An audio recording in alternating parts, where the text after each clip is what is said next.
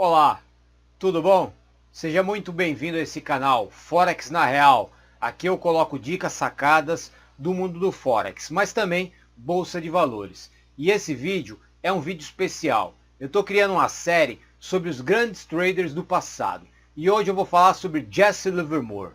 Quem foi Jesse Livermore? Um grande negociante do começo do século, muito controverso. Por quê? Ele fez milhões, mas também perdeu milhões.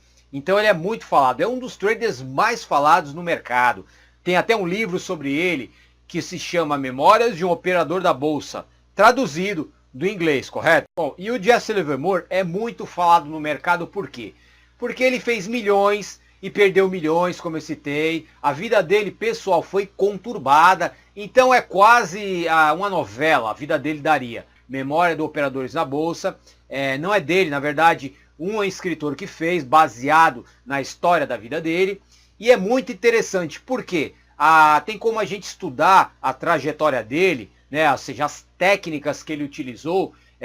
Praticamente ele foi um dos precursores da análise técnica, a questão dos pivôs. Então ele tem uma grande história e um grande legado que a gente pode usar, digamos assim, para a nossa vida profissional de trader ou investidor mesmo, se você for um investidor.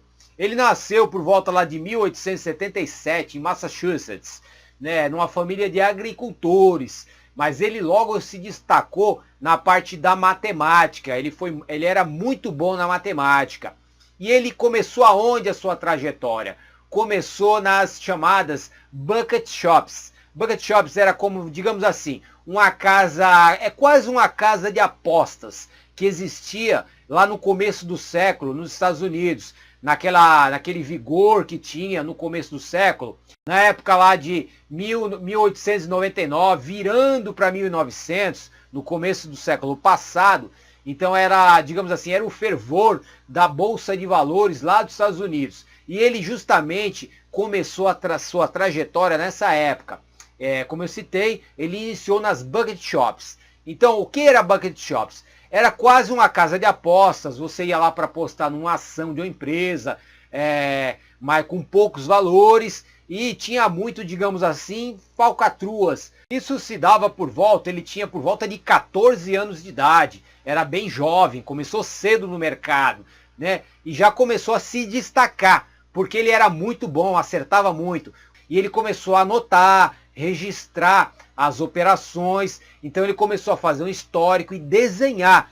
Digamos assim, começou aí quase um precursor da análise gráfica. Elliott também foi um outro negociante, e também começou a sistematizar os movimentos do mercado. E Jesse Livermore começou também a registrar suas operações de forma gráfica, a questões dos pivôs, e aí foi passar do tempo, ele começou a adquirir a sua experiência. E como eu disse, né, só para recapitular, as bucket shops eram onde os homens da época, pessoas da época, existiam mulheres também, mas a grande maioria ainda é homem, né, ia lá negociar. Por exemplo, não tem como o pessoal que gosta de negociar em jogar no bicho, esse tipo de coisa. Então, por exemplo, lá nos Estados Unidos, era nessas bucket shops. Então, a cultura de negociar e investir em bolsa de valores nos Estados Unidos é muito forte. Então, é isso que era bucket shops, né? Lá no início do século. E Jesse Livermore começou essa trajetória. Tinha pouco dinheiro, começou a fazer dinheiro.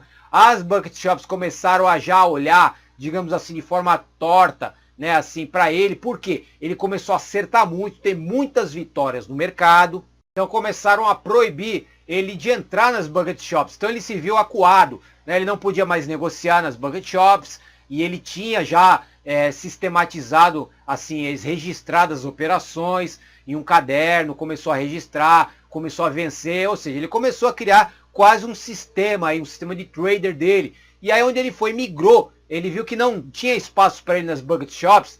Ninguém ia dar liberdade para ele. Por quê?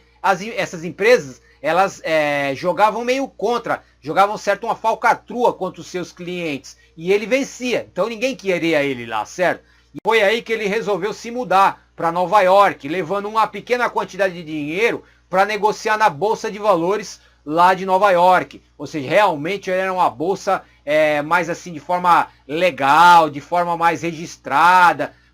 Digamos assim, uma bolsa mais próximo do que a gente tem hoje. Então ele levou por volta de $2.500 para começar suas negociações, né, no mercado.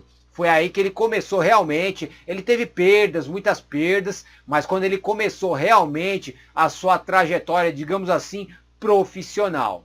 E nessa época, se você não está lembrado, já ouviu falar, foi justamente próximo onde ia iniciar a crise de 29, a grande crise tão falada, né, de 29, a grande crash aí do mercado americano. E é justamente, ele estava no olho desse furacão. E ele operava muito, ele negociava muito vendido, ou seja, trabalhava vendido no mercado. Então ele se aproveitou muito desses movimentos de baixa, quando ninguém entendia bem, digamos assim, esses movimentos de baixa. O pessoal negociava muito na alta, só comprando, porque o mercado era pujante, só crescia. E ele começou a fazer dinheiro vendendo, trabalhando vendido. E aí ele começou a quase se tornar uma lenda nesse quesito.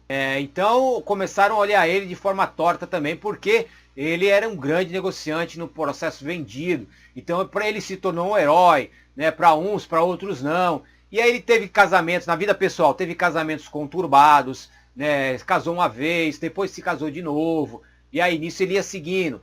Só num dia de negociação, quando teve a crise de 29, ele fez milhões em apenas um dia. E ele foi seguindo, sistematizando. Ele começou a fazer, registrar as operações, como eu disse, no padrão, por exemplo, de pivô, de canais, linhas. Tudo isso você pode ver nos registros dele, que ele deixou, que ele já começou a sistematizar. O que a gente tem hoje, por exemplo, do Price Action, ele já começou a traçar lá no passado. E realmente fez milhões com essa sistematização, quando ninguém entendia bem esse processo. Em 1907 ele chegou a fazer quase 1 milhão em apenas um dia. Era um mercado que estava começando, poucas regulamentações. Então acusavam ele que ele teria gerado as quedas no mercado, principalmente em 29. Aí o escritor nessa época começou já a querer escrever livro, que é o livro em inglês, né, traduzido aí, Memórias de um Operador na Bolsa. Tem esse livro no Brasil. Então ele foi praticamente essa lenda, por ter feito milhões, perdido milhões. Acusavam ele dele ter gerado as quedas no mercado. Então ele é uma excelente fonte de estudo, se você quiser aprender, entender um pouco como era aquela época, e assim até entender essa questão de, por exemplo, scalper, a questão de pivôs. Tudo nasceu com ele. Ele deixou uma parte negativa também, da mesma forma que ele deixou muitos registros de ação do preço, tal. Ele mostrou que trabalhar da forma agressiva, sem se proteger, sem ter, por exemplo, stop loss, é super arriscado. Porque da mesma forma que eu citei que ele fez milhões, ele perdeu milhões. Por quê? Ele não se protegia. O mercado se virava contra ele e ele apostava ferrenhamente na ideia dele e não fechava operações também. Então ele teve também as falhas. Foi aí justamente que ele perdeu milhões e ficou em alguns momentos até falido, realmente. Foi aí que ele começou a perder muito dinheiro. Ele se casou pela segunda vez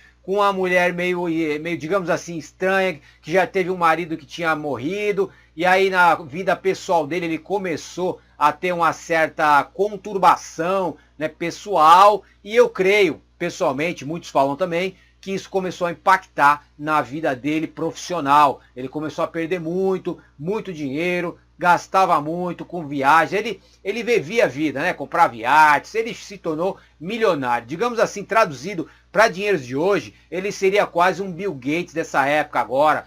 E ele chegou a falir. E ele achava que depois poderia voltar, né? Ele tentar se recuperar. Ele pegou o dinheiro emprestado, isso está até no livro dele, né? Com alguns magnatas da época que apostavam ainda nele, né? Recuperou dinheiro, tentou negociar novamente, mas ele nunca foi o mesmo. Ele começou a ficar entrar numa decadência em termos de negociação. Voltou a ganhar milhões, mas nunca foi o mesmo depois desse segundo casamento que ele teve na parte pessoal e começou a decair aí a sua parte profissional. Nesse período de decadência, segundo casamento, todo esse momento conturbado da vida dele, que em 28 de novembro de 1940, ele foi encontrado morto no vestiário lá de um clube que ele participava. Foi aí que finalizou a trajetória da vida dele, e trágica. Por quê? porque ele justamente tirou a própria vida, se matou, encontraram ele com arma, se matou, porque nessa época ele já estava cheio de dívida, perdeu todo o seu dinheiro que ele tinha ganhado, né, no mercado, feito milhões, e foi encontrado morto. Aí terminou a vida dele. Realmente é uma vida super conturbada, pessoal, mas o que a gente pode tirar da parte profissional dele, de negociante, é fantástica, porque ele aprendeu já no começo, onde não tinha gráfico, não tinha nenhum tipo de recurso visual, ele só trabalhava com números. Na época chamava até de fita. Ele lia a fita, matemáticas, numeração e traçava gráficos, desenhava. E já tem desenhos, eu vou até colocar aí na tela, desenhos de pivôs, de canais, também criou uma série de regras e muitas delas, eu falo para você, eu coloquei na minha definição de negociação, uso muito na minha vida profissional e muitos traders espalhados pelo mundo. Por quê? Porque ele teve uma grande trajetória, ele também identificou os pontos onde ele errou e ele começou a colocar uma relação de pontos, digamos assim, um sistema. Então você pode usar muitas informações da vida dele, das regras dele, como formas de criar o seu próprio sistema. Por exemplo, regras como, não vou colocar todas, mas regras como, só entre no mercado quando você tiver certeza, tem uma regra dele. Por exemplo, nunca negocie mais da sua capacidade no mercado, né? Se afaste de um estoque, né? Um estoque que se chama ação lá nos Estados Unidos, né? No mercado americano. Você se afaste se você está em dúvida. Outra regra também, você nunca comprar depois de uma grande queda, porque justamente houve uma queda, porque o mercado pode estar invertendo, né? Isso ele identificou quando ele começou a ver a questão dos pivôs, ou seja, houve uma queda, quebrou um pivô, começou a baixa, não é porque caiu com tudo que você acha que é uma excelente oportunidade. O mercado pode estar revertendo, entrando, por exemplo, no mercado de bear market, vendedor. Então hoje muitas dicas, informações que eu coloco nos meus materiais são baseados também na trajetória de Jesse Livermore, nas dicas e no que ele deixou. Porque a gente tem que usar o conhecimento de quem viveu uma vida inteira nesses mercados, certo? A gente tem que aproveitar o conhecimento, não só o nosso, que a gente traça e aprende na vida, vamos trilhando, mas também do passado, que são os grandes mestres. Nesse vídeo fica por aqui então, Jesse Livermore, espero que tenha agregado no seu conhecimento. E no próximo, na sequência, eu trago uma outra grande lenda, né? Ou seja, da atualidade ou do passado, que possa somar no nosso conhecimento e a gente aprender um pouquinho com a vida deles, ok? Então um abraço para você, joinha no vídeo e a gente se vê na sequência. Forex e investimentos. Aqui você está seguro.